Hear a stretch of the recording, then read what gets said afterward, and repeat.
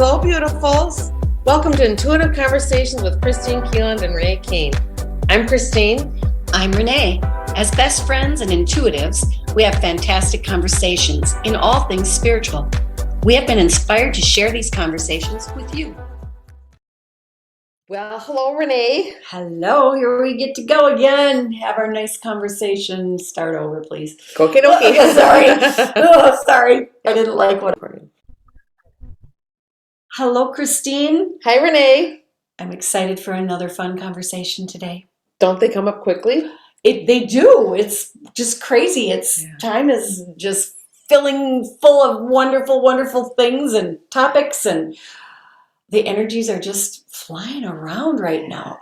And today was so interesting, wasn't it? Yes. As we sat down to talk, we both, we have our subject matter, which is we're going to be talking about empaths and empathy and how that affects us as an individual, how it affects the collective.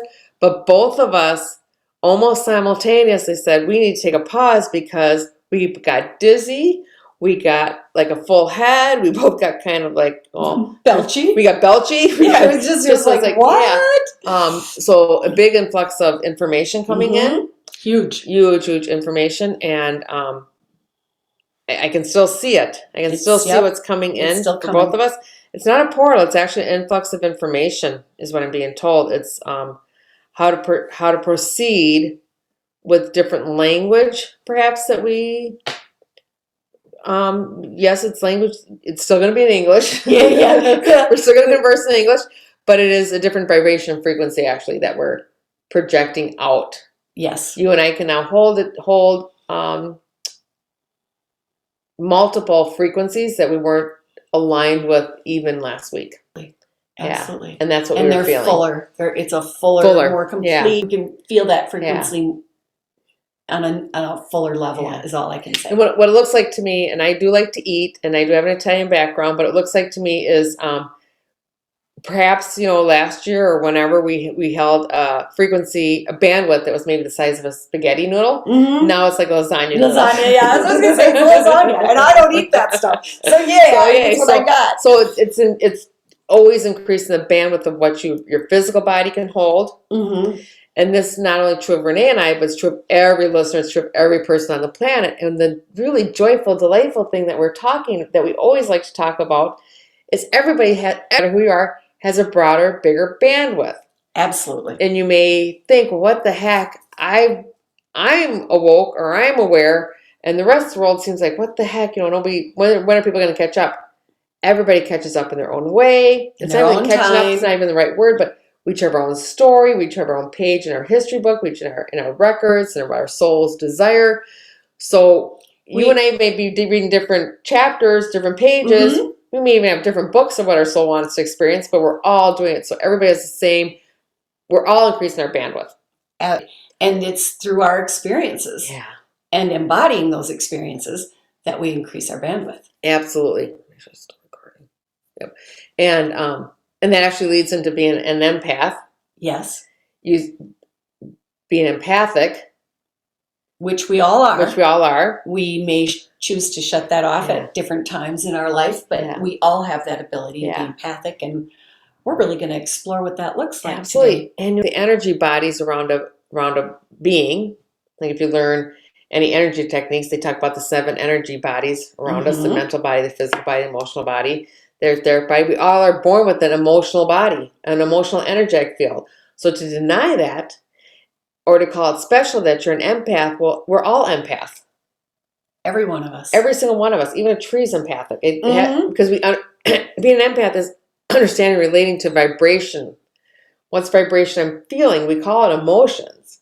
And I remember, you might have had the same experience, Renee, but I remember being told, well, you're too empathic.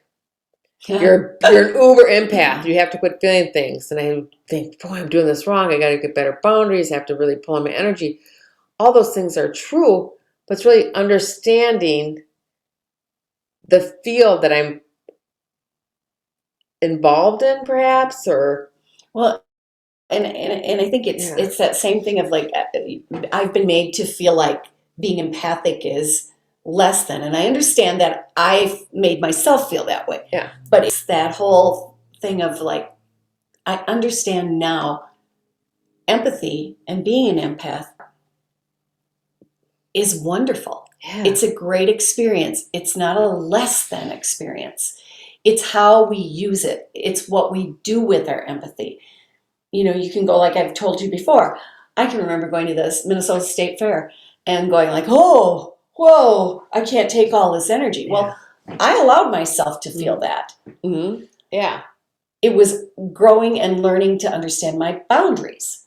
When I go to someplace where there's a great big group of people, I can choose to feel all of that frequency, all of that energy. I can choose to do that.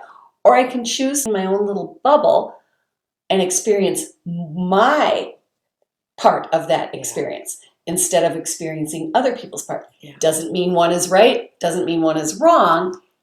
It's the understanding of how I can be. I think that's the big part too. Like I was always told, like it's too much. You're feeling too much, Mm-hmm. or you're too much. And it really is being more skilled. Perfect word. Being more learning the skill and becoming more practiced Mm-hmm. at what I'm allowing myself to understand. Sometimes it'd be really hard. Or I would tell Mm-hmm. people, if you're the kid sitting in school and all of a sudden you have a tummy ache because the kid next to you didn't eat breakfast, so when you were fine. Yes, that's being an empath, but it's also like I can understand. And I don't have to feel it. Like when I used to do energy, well, I still do energy work, but it used to be in the very beginning. For my learning process, I would feel the physical pain in someone's body. Yes. Or the emotional pain. Now I just understand that's what they're experiencing it. But it does not have to be a deficit to me. And by deficit, I mean I don't have to feel it to a point of, Where my you're legs sick. feels like it's broken, or Mm-hmm. I'm sick, Mm-hmm. or I'm emotionally distraught. I can just understand, have great empathy, which is compassion and love in my definition book. But Mm-hmm. yeah.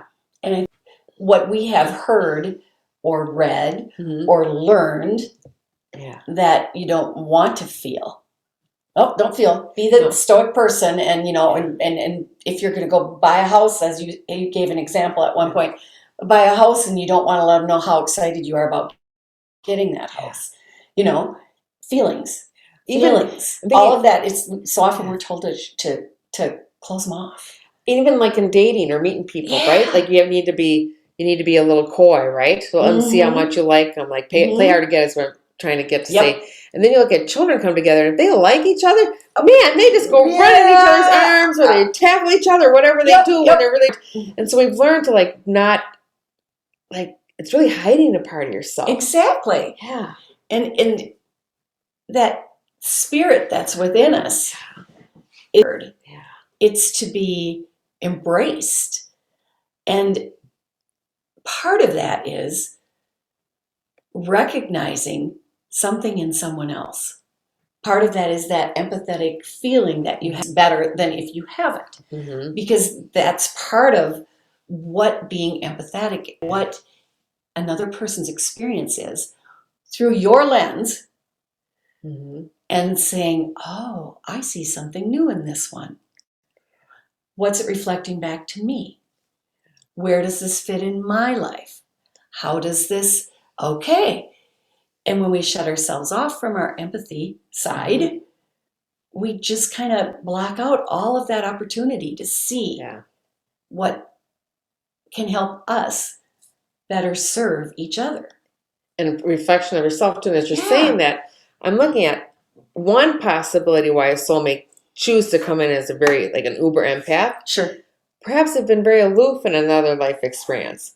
Sure. So I want to feel at all because I have not paid attention to what it felt like to lose a parent or to lose a job or to be disappointed or to have a illness in my body. I've been so turned off. Not for all empaths, but perhaps for some really people that are very empathic. Mm-hmm. I'm going to feel it all because I need to now discern it.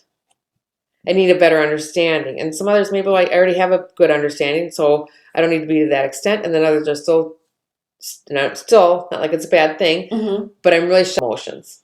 Yeah. From feeling it. And then you also go into like, what's the collective feeling too? So I think it is really a skill to process. It is. And it's, I'm going to say, it's those first things for me as I moved into this experience of spirituality and collective groupings, all of this, it was looking at that empathetic really showed me how to move forward with who I am and how to look at a situation and understand that I do have over how I feel about this, or it's not how I feel about this. I'm going to take that back. Mm-hmm. It's how I process this, how I come to understand this. What is it for me in this moment that is speaking loud and clear through someone else's experience? Exactly. We are here to help each other. We are here to be the way shower for how we move through this life experience. Yeah. So to completely deny or shut that empathetic side off of us, you can. You have every right. You get to choose how you want to look at it. And I did shut it off for a while, but now I embrace it again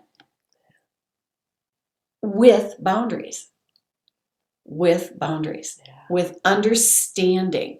It's I wrote down a little bit ago something about our empathetic abilities bring us wisdom and strength for what is to come, for the shared experience for all, as we are all in the one collective. Mm-hmm.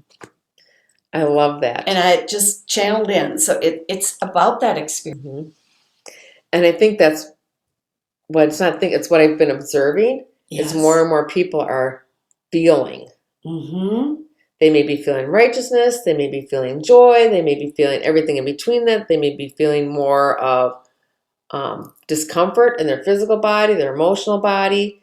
They may be actually, maybe it's the opposite. Maybe they're feeling happier. Mm-hmm. But in general, I think more people in the collective are just feeling unrest. Yes. They're feeling unrest. They're feeling uncomfortable. They're feeling a little bit of movement, right? Emotions gives you that opportunity, the frequency and vibration of really what's my next best thing.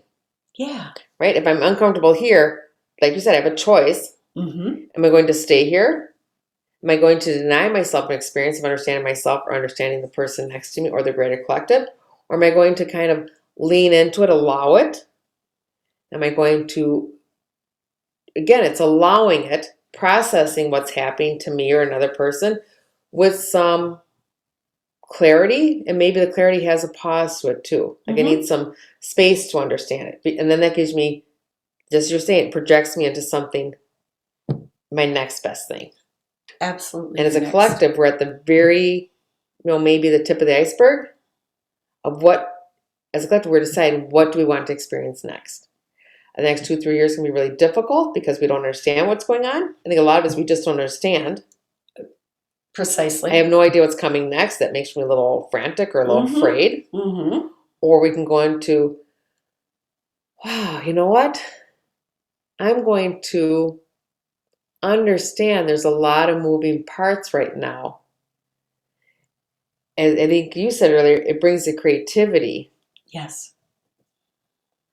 All this coming together, feeling it all, gives me the creative impulse to do something different or feel something different. Feel something different. Yeah. Fully or in an expanded version, however you want to phrase that. Yeah.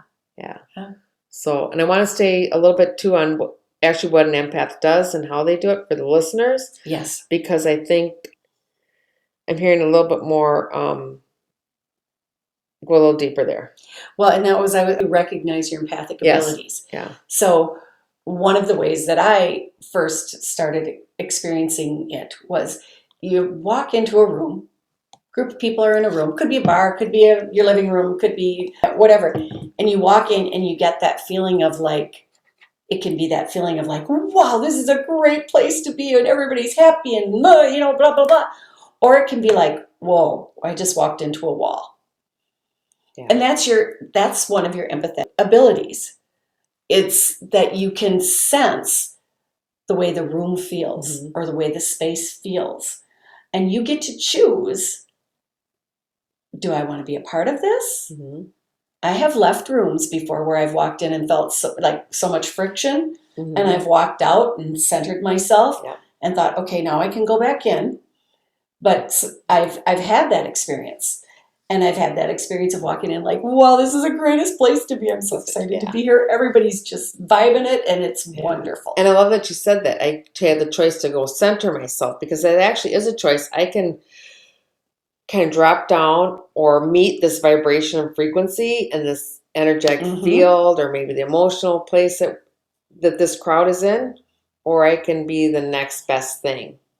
I can hold the vibration, the next best thing. Maybe somebody hears it, maybe somebody doesn't, but it's okay, because I know, and you know, that this is my best. I'm not going to participate. I know in the past, maybe I just didn't do some things because it just felt awkward to me, even going into it. And I recognize now I was already looking at what I was going to be maybe experiencing, and it just didn't feel right to me. So I back out. You could call it social anxiety, or you could call it, I think right now people are experiencing a lot of anxiety. It's actually people are experiencing what it is to have a better understanding of the vibration and frequency, the consciousness that you are playing in, and perhaps the greater world is playing in. And now what do you do with that? And for a while, you don't know what to do with it. You don't. And the really great part about it is, once you give yourself permission to choose how you want to participate, it just gets it's better and better every time. Because you start to acknowledge it, instantly. And it can be walking into a store and be like, yeah, I'll come back in a half hour. Because right now there's something processing in here that I'm not aligned with it. So I'm going to remove myself from this space, and I'll just walk back in a half hour and check it out. And I maybe a long time. And I use the term give myself permission. And I will use that on and off throughout things. We tend to need to give ourselves permission to allow ourselves to be who we are. And I'm not really sure that for myself that's how I want to phrase it, I'm going to say. But it is really what we're doing. It's allowing me to be me and allowing you to be you. I'm not trying to get you to shift out of the sorrow that you're in, if it is sorrow, because that is an experience you are going through.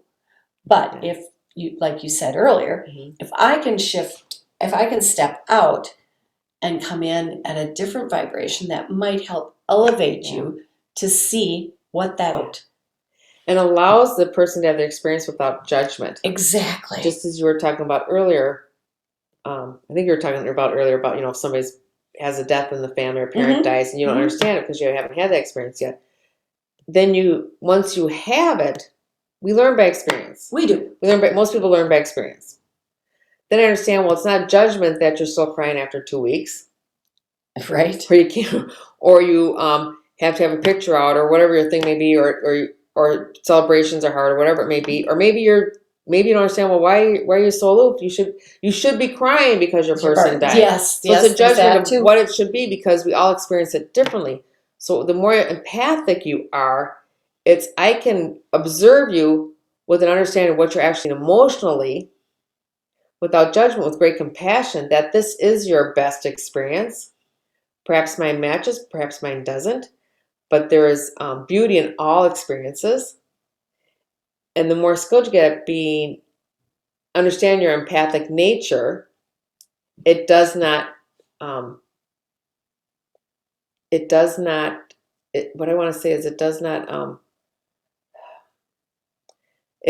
bring you down, is probably the best way to say it. Because sometimes being an empath, empaths will say, I feel too much. I've heard that, yes. You're feeling too much, right? And sometimes you get stuck in the emotion. You can. And part of it, again, it's like we're not separate. So an empath may be feeling for their family, where somebody else can't feel it. So then maybe it's a decision of soulmate. I'll just feel for everybody.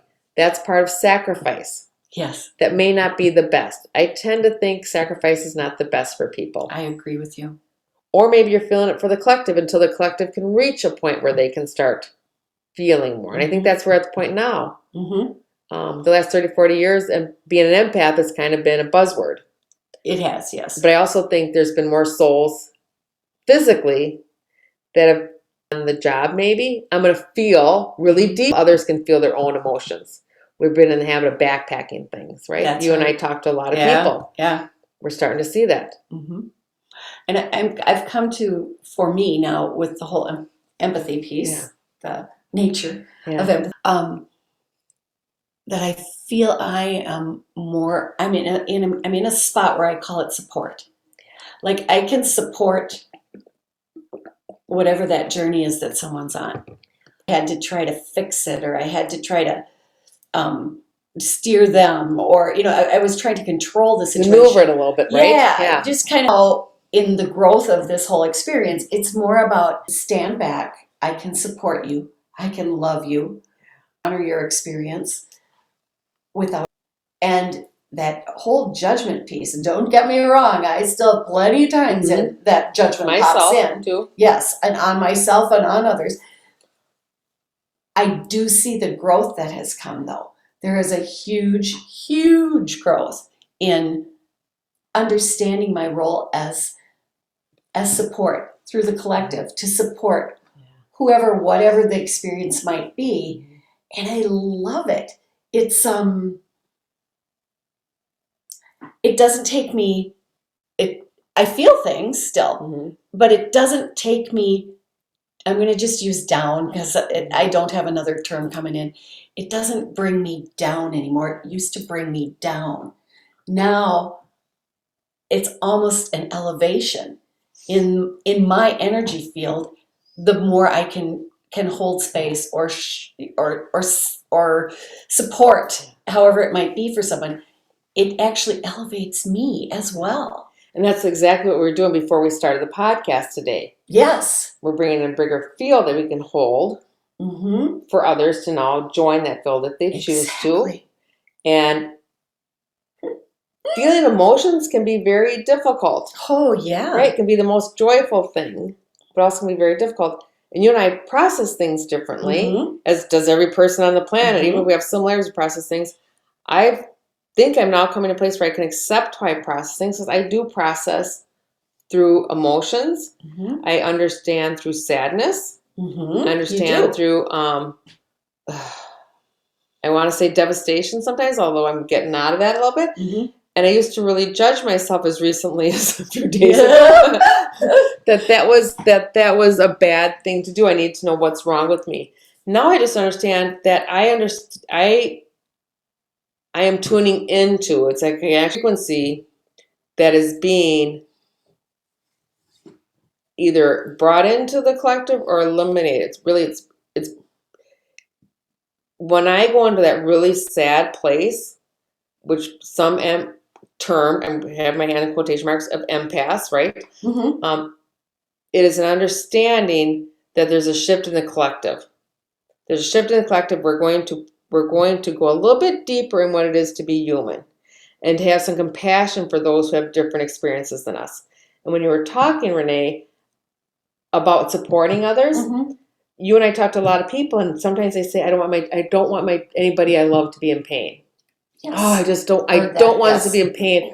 I want to make sure my kids are happy, or my husband or my spouse is happy. Yes, that's a nice ideal. But what it's also telling me when I hear someone say this, that they don't know how to process their own pain. They haven't moved through their own pain. And by moving through it, it's like coming to a different place where it becomes an experience, not something terrible that happened to me or something that devastates me. So that's where we're at now. Before it used to be, I'm talking maybe centuries or so ago, well, just put on your big pants and move forward. It does, don't even allow the pain to come in. True. And you didn't look at other people as, again, I'm looking at parents and children. I think I do that a lot with parents and children, because we're all children, even if we haven't been parents. Allow us to have a bigger human experience. And I think what's really cool about what you just shared with how you process your we'll be feelings different. And your empathy. And it's like, I know tears are part of your thing, That's but it's why like, I do it. I never look at that as a a negative, I just look at that. That's how Kristine processes. Yeah. You know, some people might hit the wall, but you know, we all have our own method. We all have our own way. Part of what we're hoping you find from this conversation is a way to find your way. Absolutely. What's your way? How do you process? How do you choose to process? You can start to pay attention. Journaling might help, and don't. You may be told the way you do it is wrong. I was always told as a kid, don't feel. You're too emotional. One parent said you're too emotional. One parent said be more emotional. It's like, it was just very. I didn't understand, and friends and probably spouses and family. Is how I process. But it's not better or worse. It's just my process. It's like this is my flavor. Renee has a very different flavor, and luckily we do have different flavors. We do have ways of processing.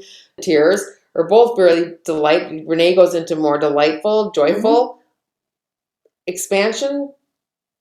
Sometimes, yeah. Because I can get there. I do it. I also do it too. I love it. I love the joy and stuff. But we just do it differently. But if we did it, none of us are going to do it exactly the same because we're all individuals. We have similarities. As Renee said, honor the way you do it. Honor your empathy. And I'm going to use that term reflection again. Yeah.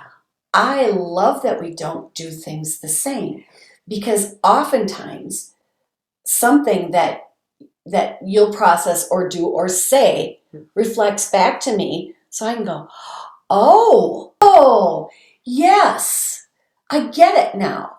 If we were all in the same little square peg in a square hole, it just doesn't work. That it's like, so it's. I love the difference in people. I truly love and embrace when somebody can show me something from a different lens, because, wow, I never thought about it that way. Then I can see if it aligns, or if I choose to embody it, or whatever that is. Absolutely. And sometimes the empathy piece is the laughter. It's just complete, utter, gut-wrenching, pee your pants laughter, Yeah.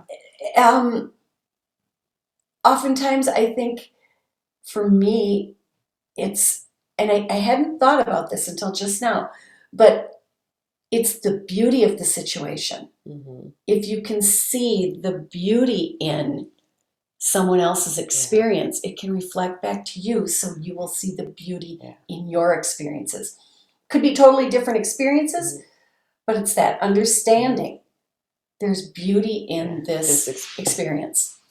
In all experiences. In all experiences. And I've come to understand when you're empathic, like when you're out of balance in your empathy. That's really the better way. So when you're out of balance, right? You can be. If you feel so deeply that it's hard to navigate life, one, ask, am I feeling mine or someone else's? Yes. Many times you're feeling someone else's as a reflection of what you have not processed yet. I may see someone's, for instance, people who really feel for animals. The cruelty of animals. They have not processed where they participate as a giver or receiver of cruelty somewhere in their soul's history. Maybe they were really mean and maybe they were really mean and unkind to a sibling in this life experience or any other life experience. Or maybe, so we have it in our lives to bring clarity and understanding. So just look at when you're empathic to a degree that maybe feel uncomfortable to you, where's the learning in here? Where's the learning for me? Always learning. And for me, because I only know me, I work with a lot of people, but I can speak really genuinely about me. A lot of that empathic feelings I had growing up because I had not processed pain I had gone through. Pain I experienced as it wasn't completely understood. There was like not a closure to it. Sure. There's not a closure. So I just kept, really what you're doing is you're looking, where else is there pain in the world that matches mine? And then where else is the joy in the world that matches mine? Right? So there's nothing wrong with it, but it's understanding, why am I feeling so deeply? And then you reach a point where, well, maybe I don't need to feel that type of emotion as much anymore because I understand it in myself. maybe I don't need to hold it for others. And now I can go into something else.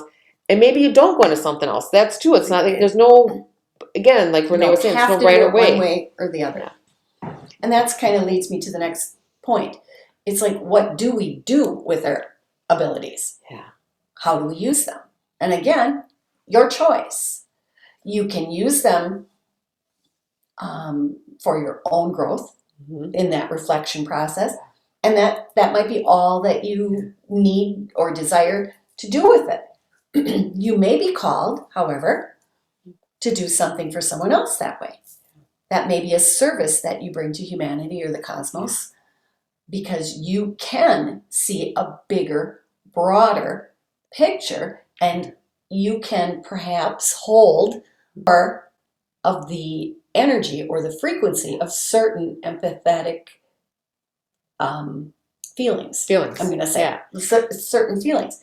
And so if that is your gift, or if you choose to hone that gift, to hold that, God bless you, go for it. Hold that space. And also, as you become more aware, more skilled, you start to understand compassion and pity, right? Absolutely. Pity is a very dense energy.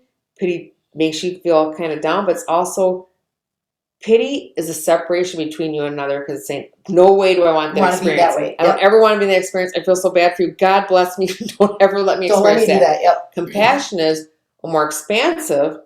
I understand you. I'm coming into your field. I'll help you. I'll support you, but I won't do it for you. And I don't see you as this poor thing that has no ability to take care, to evolve in their own best way. I'm not going to hold you to something. And I recognize the commonality between us, even though we're having different experiences. So to me, pity is a separation frequency. Compassion is a unifying frequency. And when you were talking about compassion too, one of that word, because I have completely shifted my understanding of compassion over. So passion is in the word compassion. Ooh, that gives me chills. So it's like sharing your passion. It's I can be passionate about your experience. Yeah. And I can lift you up to the best of my ability. I can be here for you to ask the questions. I can have the conversation with you. I can do whatever because I'm passionate about it. Whereas whoa, poor, whatever. But when you're in compassion, you're passionate about what you're doing for somebody. And pity's also, there's also a little bit, I'm better than you.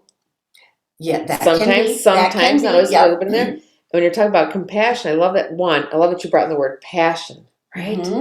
But the commonality of it, and I can dance with you, I can rejoice with you, or I can hug you. You can cry with me, you can sing with me. It's just we can do this together. Together we can evolve and experience life. And the other one's more of a separation. You're on your own, and I will help you, but it's also a little bit of please let me be there, and thank God I'm not there. So it has a whole different vibe. It's a whole different vibe. And the listeners can decide what their definition are. What works for you. What works for them. Yeah. Because we've all been in both places. Oh, more than once. We've all been in both places. So, yeah. So I think that's really cool. Yeah. I oftentimes look too at this is kind of shifting out a little bit here, but I was looking at, how does empathy enhance or serve humanity? And just as in all things, whatever it is we're talking about, whatever we're looking at, it can serve. It can serve humanity as a whole. It can serve the collective, or it can just serve you. Yes. One isn't right over the other. So it's often, as you asked earlier, it's like, who is this for? Is this for me? Is this something from my experience in this now? Is this something for me to assist another with? Be that person that just kind of holds them up a little bit?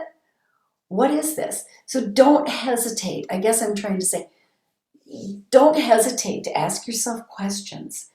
When you're looking at something, sometimes I find it really helpful if I'm working through something or I'm embodying something, to just take a piece of paper and a pencil or a pen and just write a question. And oftentimes I'll get an answer, and just it helps me to understand. Now it's not going to be everybody's way, but It's a really good way, it though. is one It's very- way that I find clarity in certain things.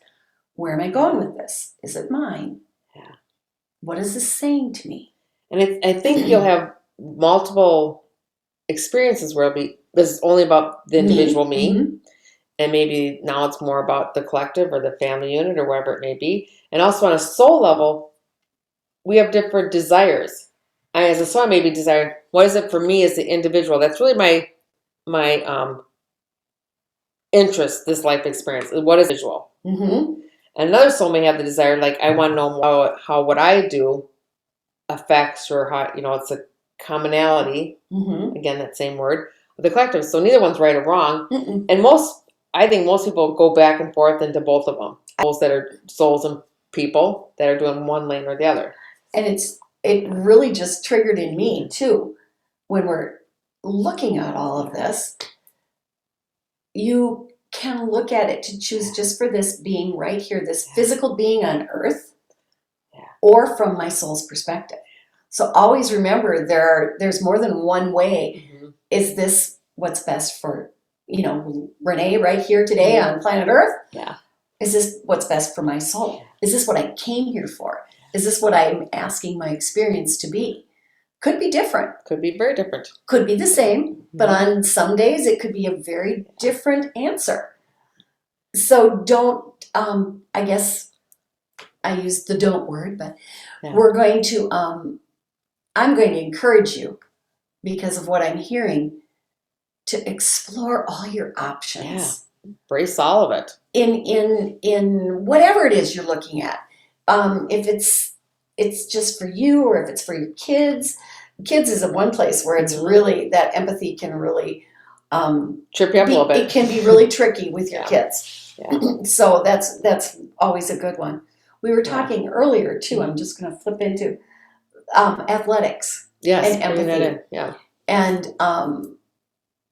the crossover that is really there that we don't often see, because as sports go, someone wins and someone loses.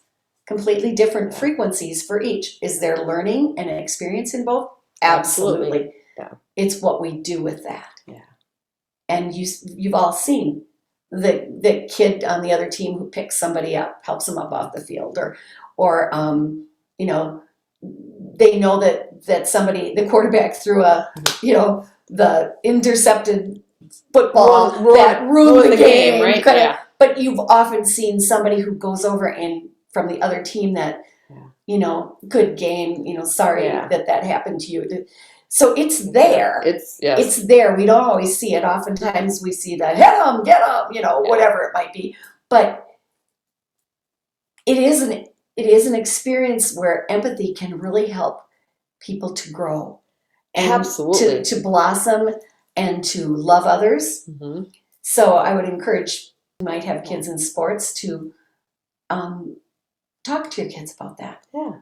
Just open the discussion about what that looks like. Allow kids to feel. If they feel bad or feel wonderful, whatever it is. Yeah. You're too big kid to cry over this game. You're too big to, whatever it is. And, from a very young age, we're told not to feel our emotions. Right? So that can. And you lost the game, so it's okay. Yeah. It's like, well, you're sad. You're really psyched up. And you're told many times that you need to, your worth is defined from this based on, yes. Right? So of course you're going to be disappointed, and of course you're going to be elated, one way or the other, right?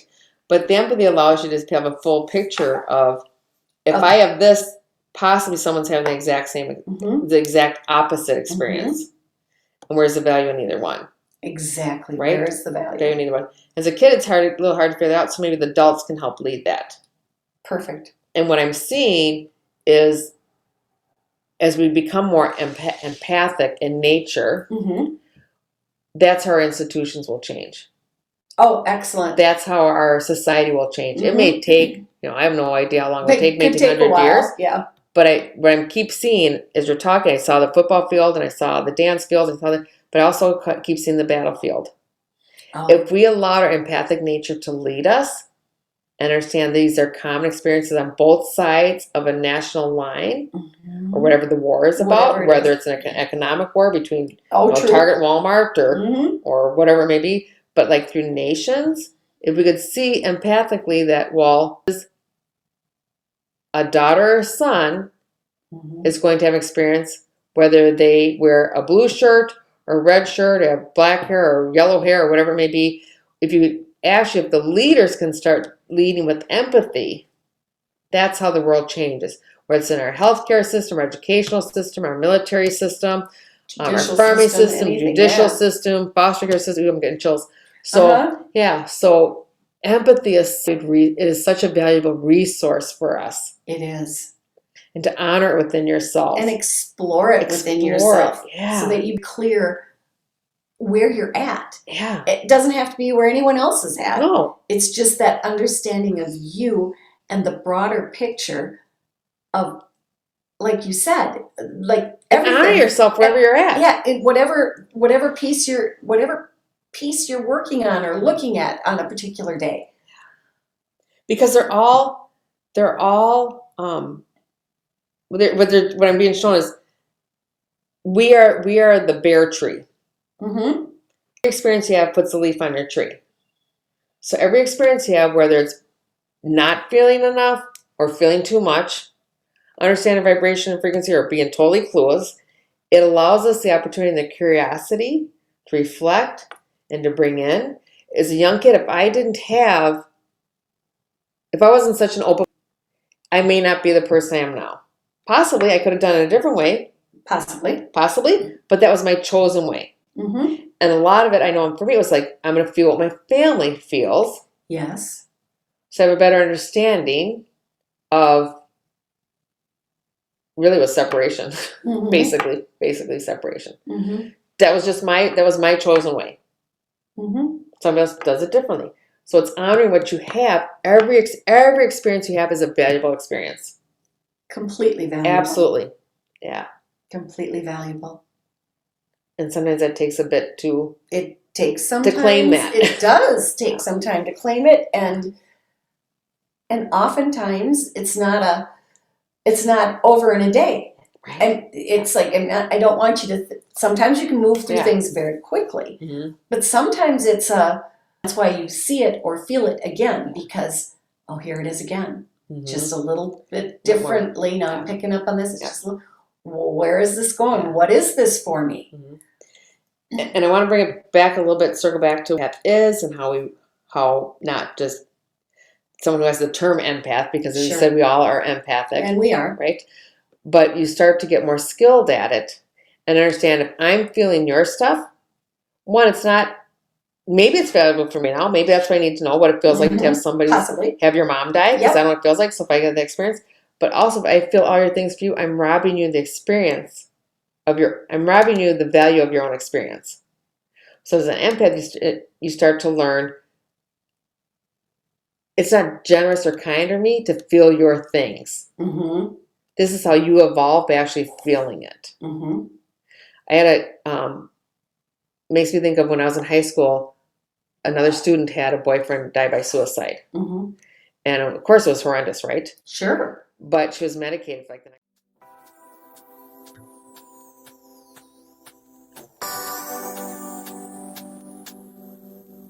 We are forever grateful to you, our listener. You inspire us to continue listening with our hearts, to share what we know, and to expand love, peace, and joy within ourselves and others. Until next time, this is Kristine Keeland and Renee Keene. Be love, give love, and receive love.